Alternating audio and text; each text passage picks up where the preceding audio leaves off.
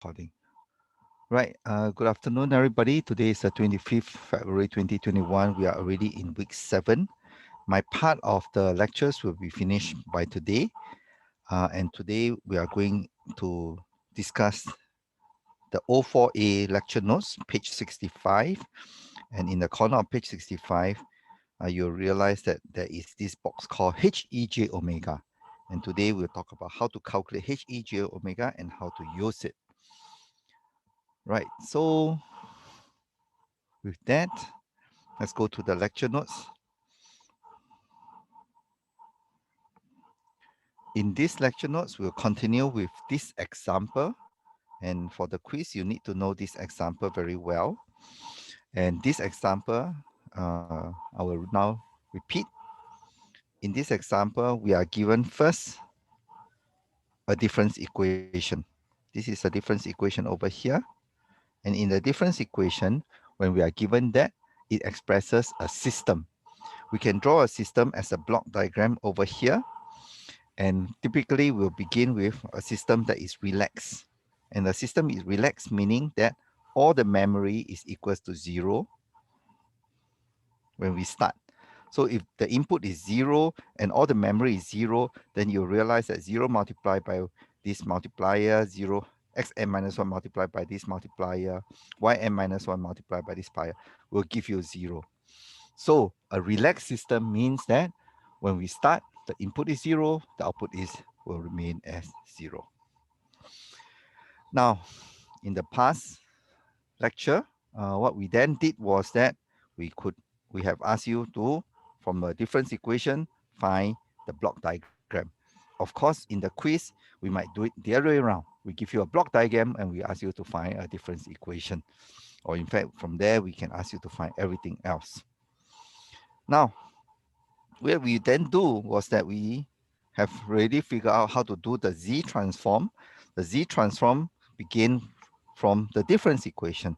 We take the difference equation and we convert all this into YZ as well as XZ so that we can form something called H of Z.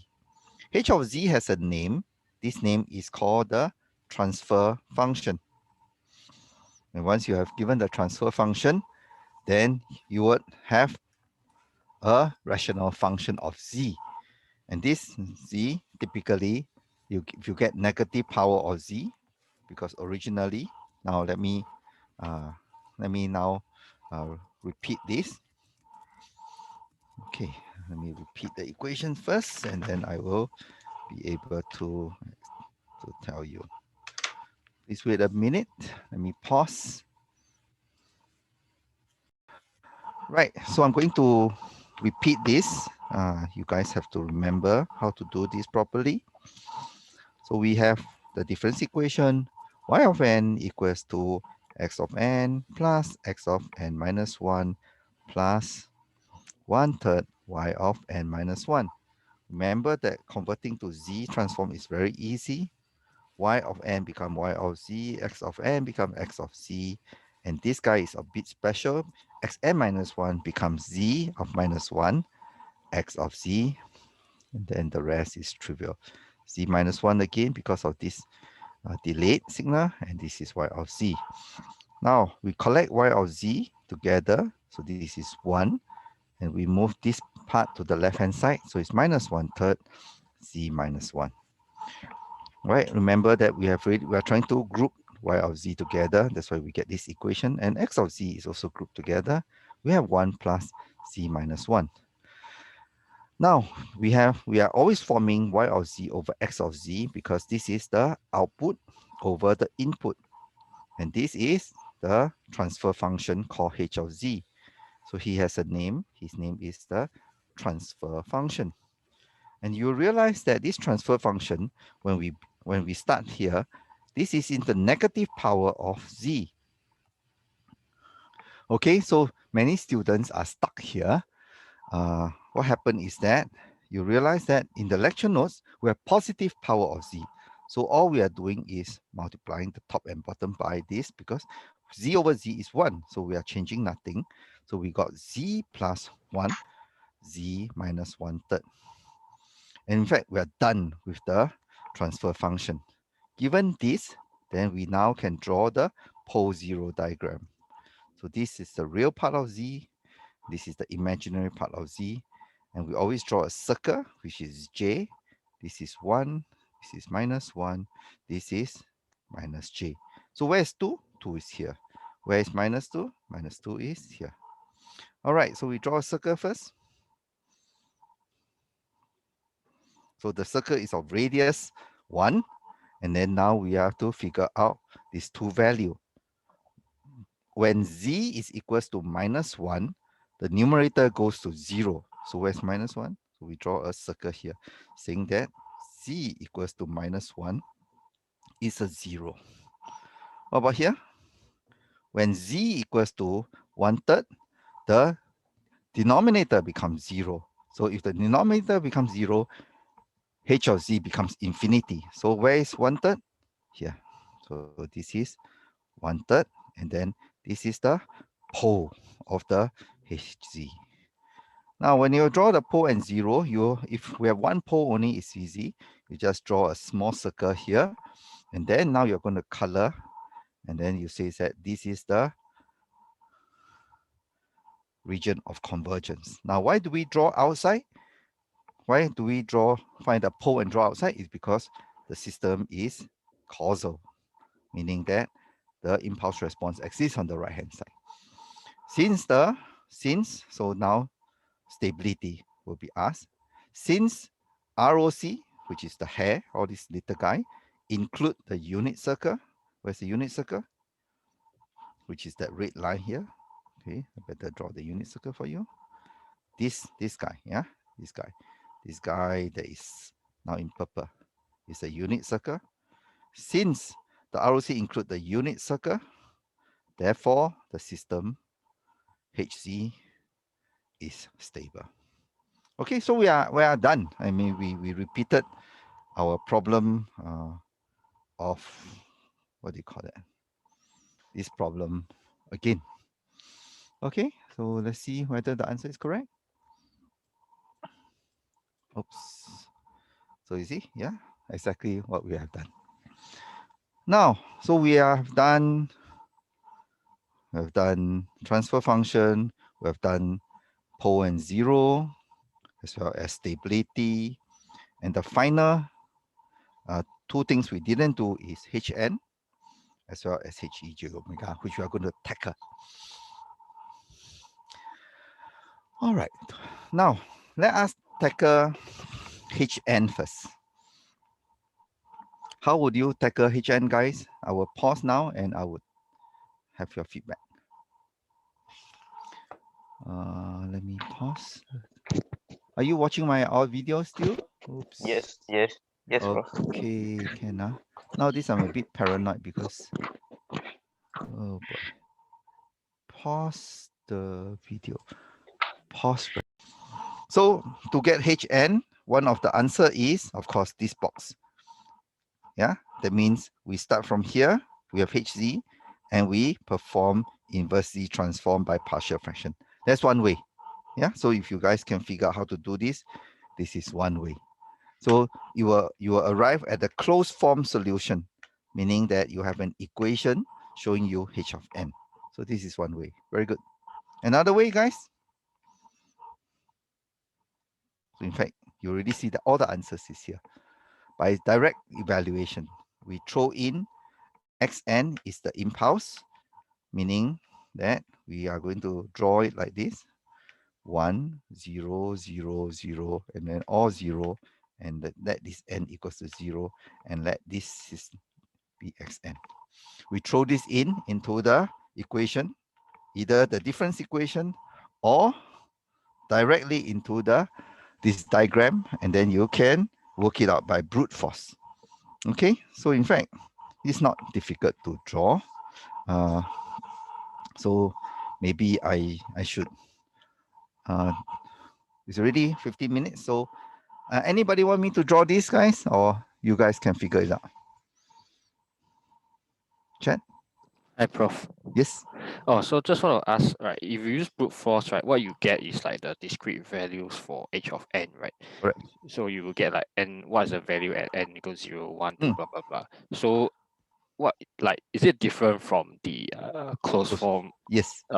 equation, and are you able to convert that into the closed form equation? Okay, so let's try. Okay, so the gentleman asked, if I want a closed form solution, you cannot give me a sequence of number. So that's not closed form. But from a sequence of number, typically you can interpret what is the closed form solution. Okay, so let's try. So I pause the recording first. Right, okay, I'm going to draw the block diagram from the difference equation. Block diagram from the following. So to draw the block diagram is easy. We always start with x of n, and then we go out and we say this is y of n. So we have figured out this guy and this guy already. Now, the multiplier is 1 because he is multiplying by 1. What about this guy? He's again multiplying by 1. So, but he is being delayed by 1 sample. So this is x of n minus 1. Again, the multiplier is 1 because, yep. So, and then we are summing. So we sum. So the block diagram is very easy to draw if you follow it step by step. What about here? 1/3. So we get y of n. We now delay. And here is y of n minus 1. Now what about 1/3 is here 1/3. And then we sum. So this is the block diagram and we are done. So now we are saying, let us now figure out x of n. That's n. Okay, so we need x of n. We also need x of n minus 1. We need y of n minus 1. And we need y of n. Now, so what do we do? Remember, we start with a system is relaxed. So the word relax basically means all memory equals to 0. Am I recording? Yep, I'm recording. So what does all memory equals to 0? It means who are the memory, guys? This is the memory.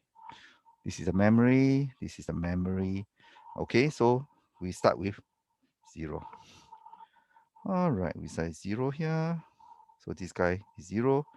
We start with 0 here. So I'm going, and then xn. So if xn, let's say at time n equals to minus 1, this guy is 0. And therefore output is of course 0, because if this guy is 0, this guy is 0, this guy is 0, the output will be 0, because nothing is being multiplied and nothing is being added. Now, at time n equals to 0, something exciting happened. Why? What are we sending to x of n? To get an impulse response, we are now trying to find impulse response, right? Impulse response means h of n. Impulse response means x of n equals to delta n. What is delta n? Guys, can tell me? What is delta n? I draw this for you. 1. 1, correct. But 1 at when? When time equals to 0. Correct. So that means at time n equals to 0, this guy is 1. The rest, okay? So this is 1. Now, what is this value, guys? What about xn minus 1? In fact, it came from here, right? Can you see? I draw the arrow for you. X of n will flow into x of n minus 1 when time increases. So this 0 goes to this 0. Can? What about y of n minus 1? Is this 0 flowing to this 0? Okay? So the output is? Somebody help me? Output, guys, please. What's the output? 1. 1, correct. Because only, so now I better change. Our input is 1, and then 1 multiplied by 1, and then goes to the output. All right. What about time 1? So now our friend the 1 will flow here, right? Xn goes to here. What about here? Here will flow here. 1. This guy will be 0 now. And then now we have this table again, and we all the values are present except yn. So yn is equals to 1 plus 1/3, 1/3. Now we draw the next table. 2. This guy flows to here, 0. Input is 0. This guy flows to here, 1/3. The output is 1/3 multiplied by, guys, 1/3. Now, you can see the pattern already, guys. This is 1/3 multiplied by 1/3. The output is 1/3 multiplied by 1/3 multiplied by 1/3. Can you see now? So after a while, you realize, hey, there's a pattern, right? What's the pattern? The output is going to be 1/3, 1/3. Keep on adding, right? 1/3, 1/3. Oh, okay. And then if you can figure this out, you can already write the equation. I'll pause now and take questions. Okay. Resume recording. I'm going to use MATLAB to check. Are you looking at my screen, guys? Yes? Somebody let me know, please. Yes, good. Now, I'm going to use MATLAB to check. And then what I'm going to use is FV2. Why FV2 1 minus 1/3? It's because it came from this equation. MATLAB need you to express it in this equation for h of z. And then we look at the parameter. The parameter is z plus 1 over z minus 1/3. The parameter on the top is 1 and 1. The parameter on the bottom is 1 and minus 1/3. So once you have figured this out, which is on my top right hand side, you realize that all I need to do is to enter these two parameters. 1, 1 on the top numerator, 1 minus 1/3 on the denominator. And the word FV2 stands for filter visualization tool. And now it allows me to plot the magnitude and whatever. So I'm going to show you the pole and zero plot. Remember, 1, 0 is sitting at -1 and 1 pole is sitting at 1/3. So we got it correct. And now we want to figure out whether we got the impulse response correct or not. So what was my computation? Never mind. We press this little button and we'll get the impulse response. The first guy is 1. Okay, let's go and see our computation. The first guy is 1. And I draw for you this guy. When n equals to 0, 1. The second guy, 1/3. Let's see. 1. Yes. Third guy, 0.44. What is my answer? Is 4/3 times 1/3. 4/9. 4/9 is 0.44. So we got this correct also. What about the fourth one? We think it is times 1/3 again. Answer is 0.1481. 0.1481. So we figure out how to do it now because the next guy is again this value. So it is a geometric series, but the geometric series didn't start from when, guys? It start from here, the geometric series. Don't get confused. The geometric series didn't start from here. Or maybe from here to here. It didn't start from here, right? The geometric series didn't start from here coming down. It start from here, 1/3, then here, and then here. So this is the starting point of the geometric series. Okay, so if you write the equation of the geometric series starting from n equals to 0, it's wrong. It's the geometric series start from n equals to 1. Now I take questions now. Right, so we figure out how to do h of n, and now we want to come to the final box. Are you looking at my screen, guys? Yes, Prof. Thank you. So this is the final box that we are interested in. H-E-J omega, and what is it used for? So H-E-J omega has also a name. His name is frequency response. He can be arrived from a few ways. by performing discrete time Fourier transform on h of n, if h of n is finite. If not, if it's infinite, you can't even try to do this. Can you see? Okay. So if it is infinite, immediately we are actually playing with h of z, substituting z equals to ej omega, and we fire directly from here and we'll get into here. Okay, so in this example, in this particular example, you will realize that h of n is an infinite series. Yeah, it's partially a geometric series due to this guy.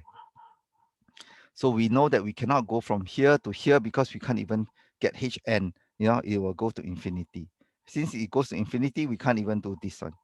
So maybe Andy's question is relevant only when h of n is a finite impulse response. We can go from here to here, get a finite impulse response, go from here to here, we get h ej omega. For infinite impulse response, there's only one way. We go from difference equation to the transfer function, this guy, and then we substitute z equals to ej omega to get this guy. So I'm now going to start to explain how and why. So I'll pause the recording first. All right, remember I promised that we are going to find h of ej omega. And then this is called the transfer function. And then this guy is called the frequency response. And the question is, how do we go from this top to the bottom? Is nothing but substituting z equals to 1 ej omega. So what do? All the z become 1 ej omega plus 1 ej omega minus 1/3. All the z is substituted with this guy. That's all. Okay, so you take a look at z, got z, which we like here to the z, here got z, change to here and here. Then now the question is, what is 1 ej omega? Okay, now let's interpret 1, the absolute value. Omega is the angle because this is 1, this is the real part of z, this is the imaginary part of z. And then if I draw a circle, the unit circle again, any point on this unit circle is 1 ej omega. So this guy is the whatever omega it is. This is, for example, let's say this is how many? This is pi over 2, maybe this is 0.75 pi. So this is 1 ej 0.75 pi. What about this point, guys? 1 ej, what? Can someone tell me? Guys, are you all still here? I'm not going to be like the NUS guy. Hello? Sebastian, what is that point? 1 EJ what? No, don't need the MATLAB. Come on. This is 1. This is minus 1. The top one is J. The bottom one is minus J. What is this point? You can tell me it's minus 1 plus J0. In polar notation, 1 EJ, yes, pi. Or if you prefer 1 EJ minus pi. Okay? Doesn't matter. All right, so you will realize that 1 ej omega is the unit circle. Where is it in the unit circle depends on omega. That's all. And omega can only be from 0 to 2 pi because 2 pi to 4 pi, same circle. Or 0 to minus 2 pi, same circle. Okay, so now we have already figured out this. So how to compute? Okay, we will always ask you this question. We want to compute h e j omega for omega equals to different values of omega. And the typical values is 0, 0.25 pi, 0.5 pi, 0.75 pi, and finally pi. So what are we drawing? We are asking you to draw 0, 0.25 pi, 0.5 pi, 0.75 pi, and pi. And then this is omega in radian per sample. And this guy is h of ej omega. First, I will ask you to draw the magnitude. And in the bottom figure, I'll ask you to draw the phase.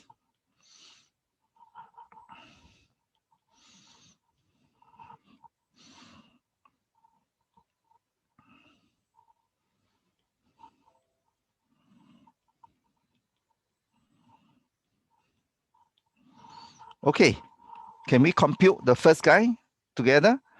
So we have h of ej omega equals to 1 ej omega plus 1, 1 ej omega minus 1. Sorry, minus 1/3.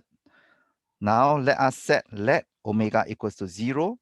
So we have 1 ej0 plus 1 divided by 1 ej0 minus 1/3. The answer is, somebody? Can somebody try? 1 ej0 is easy, is 1 plus 1. This guy, 1 minus 1/3 is 2/3. Answer is 2 times 3 over 2 equals to 3. Did I get it correct? Let me check. 3. Okay. Now let us use MATLAB. So remember, this is our system. So I always remember this system is correct because I look at the pole and 0. I look at the magnitude response. When you press this magnitude response, where is omega equals to 0? Omega 0 is here. This is 0 pi radian per sample. But look, hey, he is not 3. Why, guys? Why is he not 3? He's 9.5. Can somebody tell me? Somebody, yes, come. dB, yes, excellent. So we now convert dB to magnitude, and the answer is, wow, a nice 3. Okay, so now, so I will plot 3 here. Now 3 is, actually the answer is 3 plus J0. So the phase is 0. So I will show you the magnitude and the phase plot together. So I press this button here. This button, the red line is the magnitude, and the red line is the phase. So magnitude and phase, 3 angle 0. Okay, so I got this right. And now I will color it here as well for my own recording. See? So 3 and 0. So now I go for 0.25 pi, and then so on and so forth, and then we are done. Cool. Okay, let's try one more. 0.25 pi. Okay? So 0.25 pi. H of, H of ej omega equals to 0.25 pi. And then how do I substitute? 1 ej 0.25 pi plus 1 divided by 1 ej 0.25 pi minus 1/3. Now, a lot of students cannot, oh, I'm talking to myself. Sorry. You get this? Yeah? So a lot of students cannot figure out how to do this. So what you must do is the top become a rectangle number. The bottom become a rectangle number. And then you can add. And then after that, you must convert it to a polar number. And then a polar number. And then you can divide. Okay, that's why it's very, very painful. So let us now, you can see how I use MATLAB to do the top and the bottom. The top is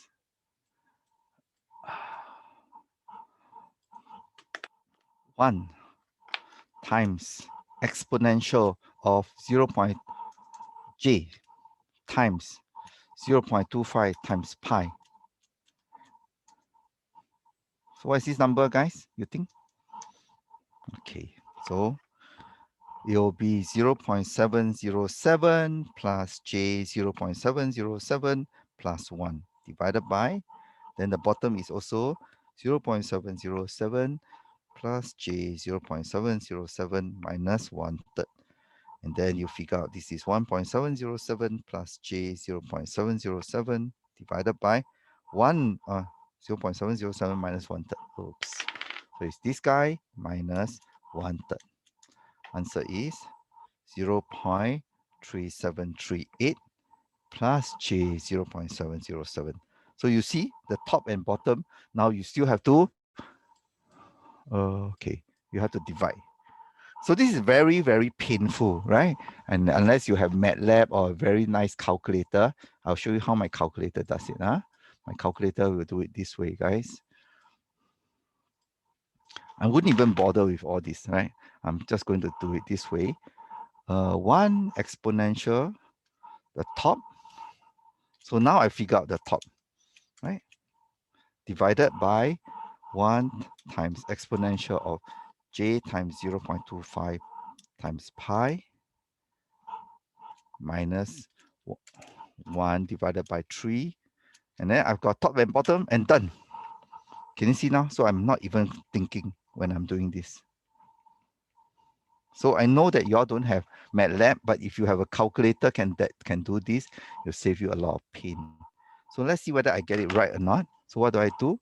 I want to take the absolute value of all these, 2.310, and then the angle, EJ,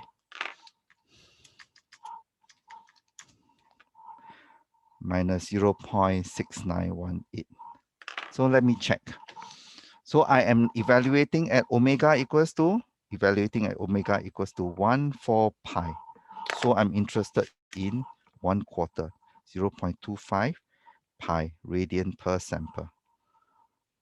Okay, where is he? Let me look at the MATLAB. 0.25 pi is here. So 0.25 is here. Pi. Okay, 0.25 pi. Okay, it's about here as well as.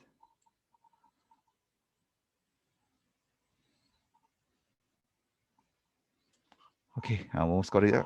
I got 2.31, yes, for magnitude, minus 0.69 for phase. Okay, so I'm going to pause again and take questions. Question. If x of n is equals to 2 plus, let's say, cosine pi over 4n minus pi over 3, let's say this is 3, what is yn? And of course, we are assuming it's steady state.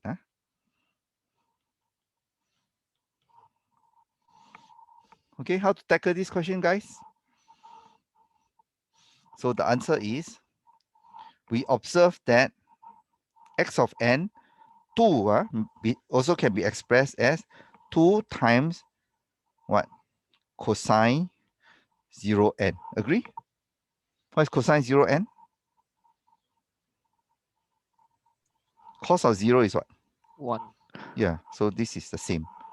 Plus 3 cosine pi over 4n minus pi over 3. So you think that, hey, actually, the 2 is actually operating at omega equals to 0 radian per sample. That's one way to think. This guy is operating at pi over 4 radian per sample. So we have 2 signals going in. And because the system is linear, we can study the output independently. So we study output for x of n equals to 2 cosine 0n. Can? So output is yn is equals to, actually,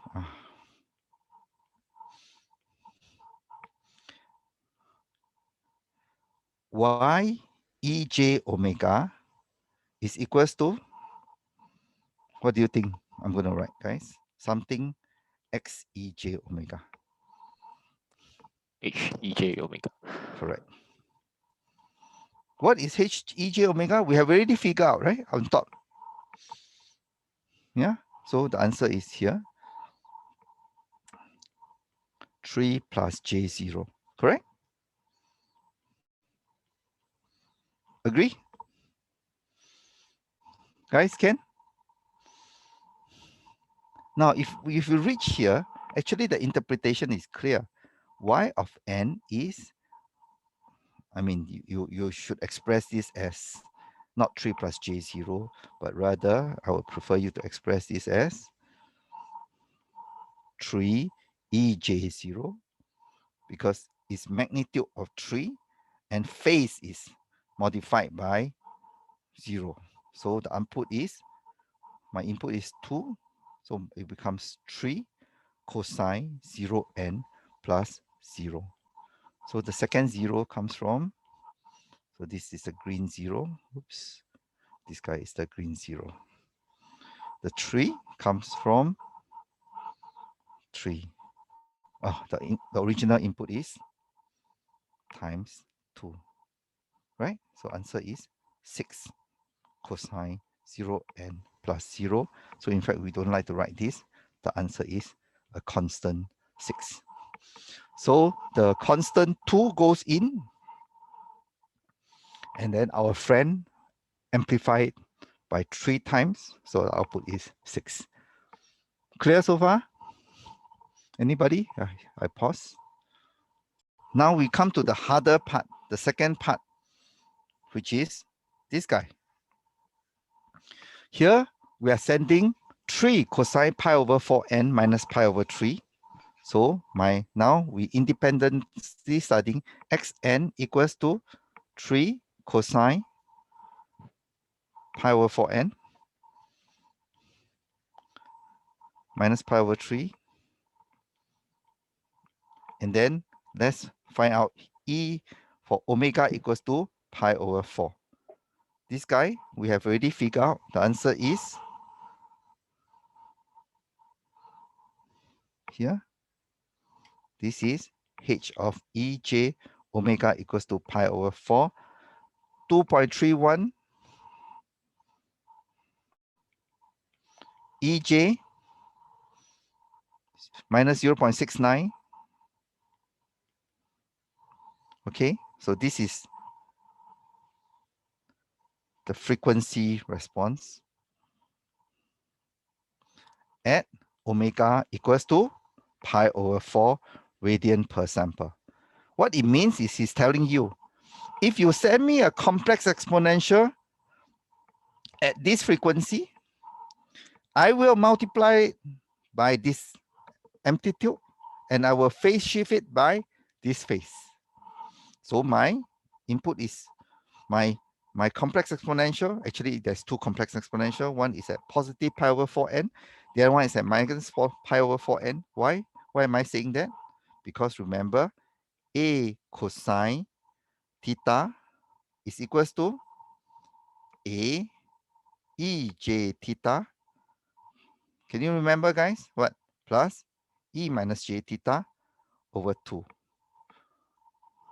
Do you all remember this Euler equation? Somebody typed in the chat for me, please. Or do you want me to explain this? Anybody? Can. Okay. So you realize that a cosine is made up of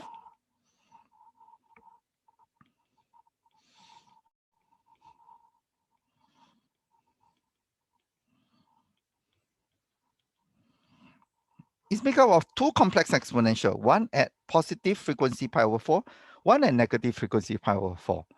So once you figure that out, actually, I mean, here we are only playing with complex exponential at pi over 4 positive frequency. But for cosine, it's very easy.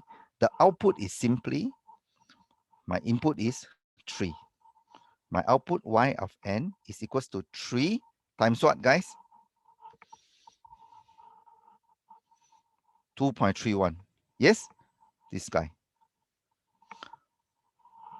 Then cosine pi over 4n minus pi over 3. This is the original equation, no change. But what else changed? minus 0.69. Finish. So this is the output for this frequency. So overall, y of n is equals to 6 plus this guy. Because 6 comes from where? Come from omega equals to 0. This guy, second one, comes from where? This guy is for omega equals to pi over 4n. So in many exam questions, we always ask, we give you an input and we ask you what is the output in the steady state. Sometimes we just keep quiet about the steady state because that's all you can compute anyway. Okay, we are almost done. I will pause this and then now maybe you can see the big picture of what we have done today from this page and all the way to the final answer here. Okay, so we covered a lot of ground.